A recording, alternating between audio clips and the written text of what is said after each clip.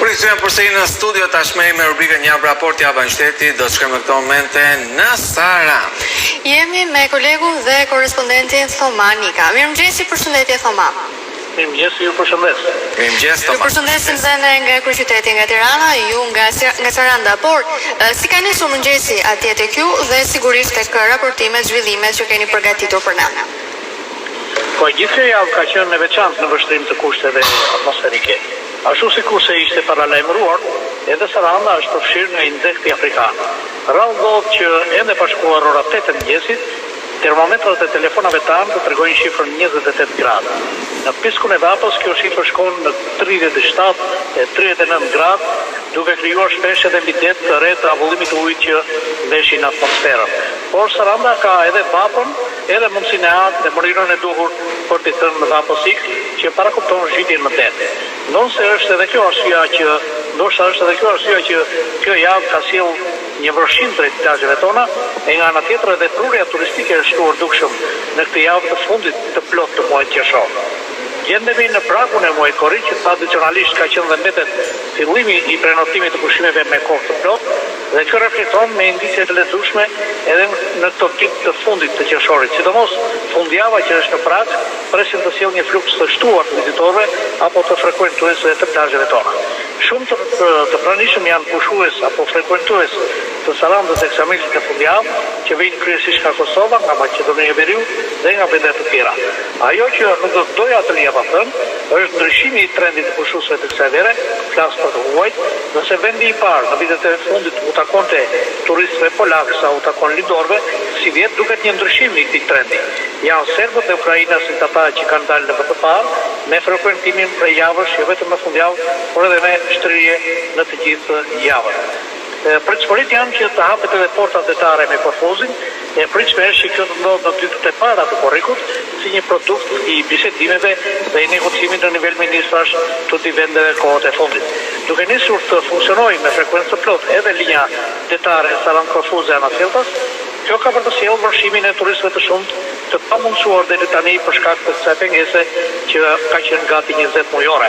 Në mënyrë të veçantë Saranda pret që të vinë nga kjo hapje turist nga jugu i Italisë, që ka qenë një pash më vete e turistëve të vitet të fundit, përjashtuar vitin e kaluar, i cilësuar ndryshe edhe si viti pandemisë apo i mbijetesës së turismit tonë.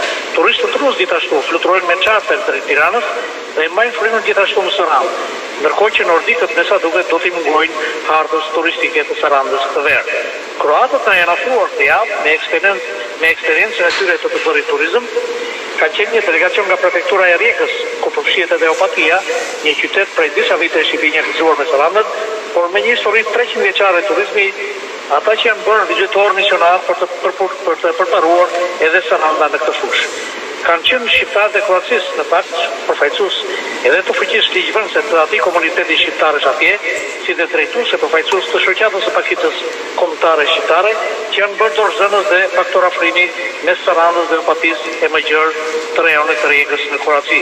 E me dëshirën për të zgjeruar dhe zhvilluar më tej këto lidhje, erdhën në Sarandë deputetja shqiptare e Parlamentit Kroat, zonja Ermina Leka Prljaskaj, kryetari i Këshillit Shqiptar të pakicës kombëtare atje, Gani Xharahi, e përfaqësues të tjerë të atij komuniteti.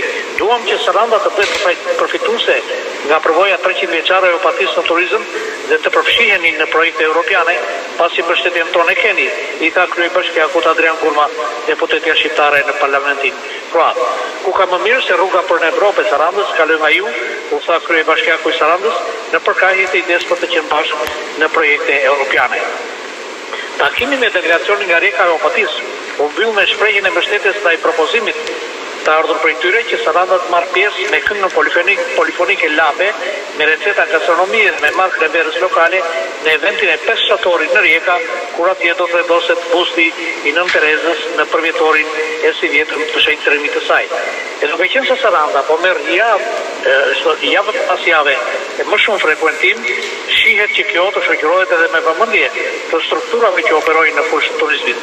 Është kjo arsyeja që paraditja e kësaj tendrie bëri që për herë të parë në Covid të mblidhet këtu Komiteti Rajonal i Turizmit edhe me praninë e Ministrit të Turizmit Blendi Klosi. Saranda është veçuar si modeli që duhet ndjekur në qarkun e Vlorës për përgatitjen e sezonit ver 2021. Ministri i Turizmit dhe Mjedisit Blendi Klosi u tha se është momenti të flitet për përgatitje të sezonit turistik, por duke e menduar dhe duke e menaxhuar atë si vit turistik. Ai nuk la pa përmendur se një nga negativitetet që prodhon sezoni është mos menaxhimi i zhurmave, për të cilat tha se Saranda nuk mund të jetë profili i një qyteti disko e hapur.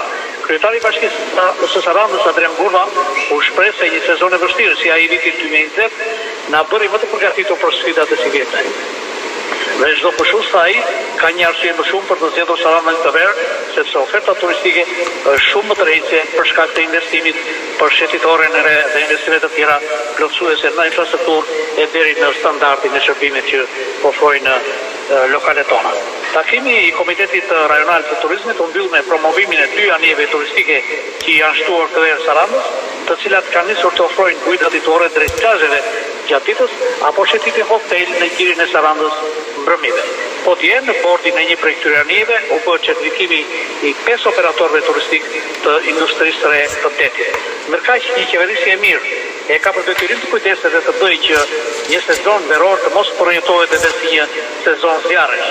Me këtë ndjenjë përgjegjësi është thirrur një tryezë me fokus organizimin dhe bashkërendimin e punëve për të dalë përpara dhe ndalur rrezikun e zjarreve. Në tryezë u kërkua që secili nga aktorët jetë edhe misionar për ndërgjegjësimin e komuniteteve për situatën, për të mos lejuar vënie zjarresh në kullota apo në pikat e grumbullimit të mbetjeve urbane e për të mos toleruar as flakjen pa kujdes të bishtit të cigares. Mendohet se pikërisht një bish cigare e ka qenë shkaku i një zjarri të provokuar ditën e djeshme në kodrat e Vëllënderit në afërsitë të qytetit Sarandës. E mësohet se për shkak të temperaturës së lartë dhe të erës që frynte, dëmi ka qenë i konsiderueshëm, pasi të paktën 200 rregull nuk ka qenë mundur të shpëtohen me gjithë shkuarjen në pak minuta të shërbimit zjarrtikës atje. Qoftë edhe nga ky zjarr i parë i kësaj vere që urojnë të jetë edhe i fundit, ka sjellë në vëmendje atë që u tha në tryezën dhe më parë, kur si një mas plus për të patur situatën në kontroll. Në çdo kohë u propozua funksionimi i një zyre emergjente 24 orë në 24. Mirë. Besojmë kjo ishte gjithçka që keni përgatitur dhe sigurisht e bët të ditur këtu. Ju falenderojmë dhe ju përshëndesim. Ditë mbarë.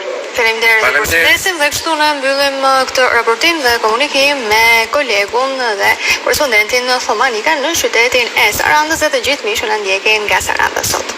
Pas pak jemi